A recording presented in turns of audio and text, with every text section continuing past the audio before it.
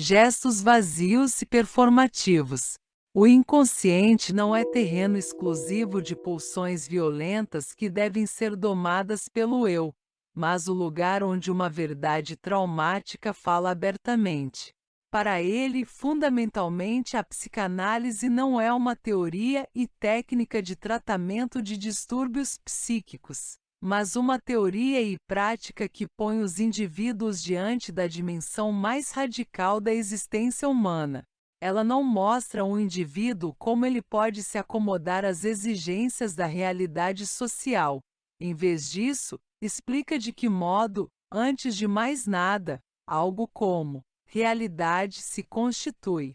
Ela não capacita simplesmente um ser humano a aceitar a verdade reprimida sobre si mesmo. Ela explica como a dimensão da verdade emerge na realidade humana. Para Lacan, o objetivo do tratamento psicanalítico não é o bem-estar, a vida social bem-sucedida ou a realização pessoal do paciente, mas levar o paciente a enfrentar as coordenadas e os impasses essenciais de seu desejo.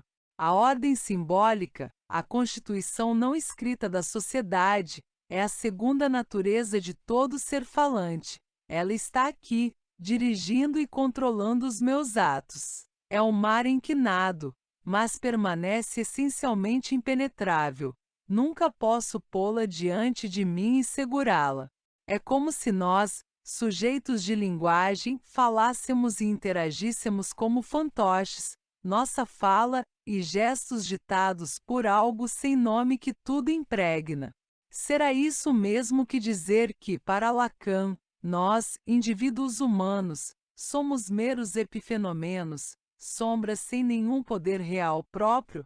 Que nossa autopercepção como agentes livres autônomos é uma espécie de ilusão do usuário, cegando-nos para o fato de que estamos nas mãos do grande outro que se oculta por trás da tela e puxa os cordões? Há, no entanto, muitas características do grande outro que se perdem nessa noção simplificada.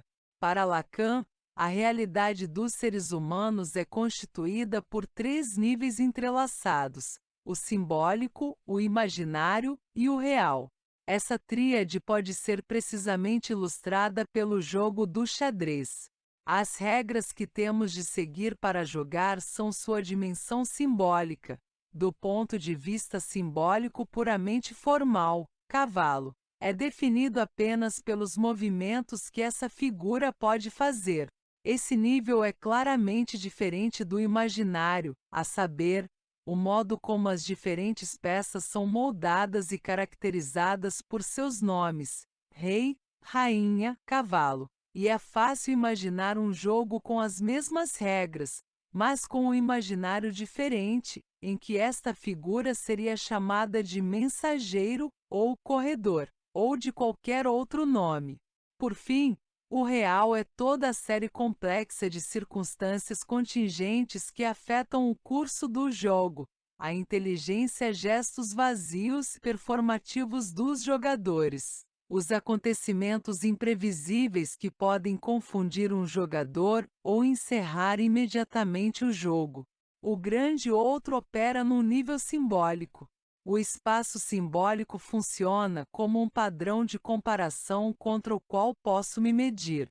É por isso que o grande outro pode ser personificado ou reificado como um agente único, o Deus que vela por mim do além e sobre todos os indivíduos reais. Esse terceiro, que está sempre presente como a testemunha, nega a possibilidade de um prazer privado inocente e intacto. O sexo é sempre minimamente exibicionista e depende do olhar de outrem. Apesar de todo o seu poder fundador, o grande outro é frágil, insubstancial, propriamente virtual, no sentido de que seu status é de um pressuposto subjetivo. Ele só existe na medida em que sujeitos agem como se ele existisse. O destinatário do sintoma não é um outro ser humano real. Antes que um analista decifre meu sintoma, não há ninguém que possa ler sua mensagem. Então, quem é o destinatário do sintoma? O único candidato que resta é o grande outro virtual. Esse caráter virtual do grande outro significa que a ordem simbólica não é uma espécie de substância espiritual que exista independentemente de indivíduos, mas algo que é sustentado pela contínua atividade deles. A fala humana nunca transmite meramente uma mensagem, ela sempre afirma também, autorreflexivamente, o pacto simbólico básico entre os sujeitos comunicantes. O nível mais elementar de troca simbólica é o chamado gesto vazio, um oferecimento feito para ser rejeitado ou destinado a sê-lo. O pertencimento a uma sociedade envolve um ponto paradoxal em que cada um de nós é obrigado a abraçar livremente, como resultado de nossa escolha, o que de todo modo nos é imposto. Todos nós devemos amar nosso país, nossos pais, nossa religião. Esse paradoxo de querer, escolher livremente, o que é compulsório, de fingir, mantendo as aparências, que há uma livre escolha embora efetivamente não haja, é estritamente codependente com a noção de um gesto simbólico vazio, um gesto, um oferecimento que se destina a ser rejeitado. Lacan está interessado precisamente em como os gestos de simbolização estão entrelaçados com o processo de prática coletiva e engastados nele.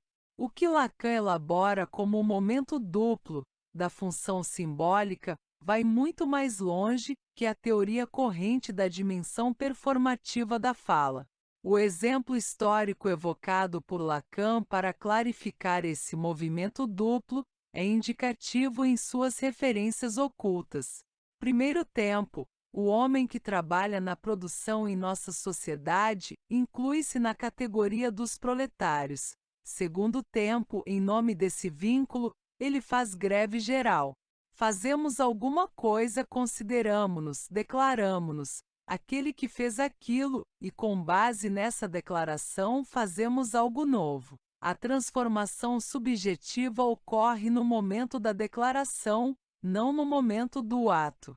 Esse momento reflexivo de declaração significa que toda declaração não só transmite algum conteúdo, mas, simultaneamente, transmite o modo como o sujeito se relaciona com esse conteúdo. Lembremos a velha história de um operário suspeito de furto. Toda noite, quando ele deixava a fábrica, o carrinho de mão que ele empurrava à frente de S era cuidadosamente inspecionado, mas os guardas não conseguiam encontrar nada ali, estava sempre vazio. Até que eles se deram conta. O que o operário estava roubando eram carrinhos de mão. Essa peculiaridade reflexiva pertence à comunicação como tal. Não devemos esquecer de incluir no conteúdo de um ato de comunicação o próprio ato, já que o significado de cada ato de comunicação é também afirmar reflexivamente que ele é um ato de comunicação.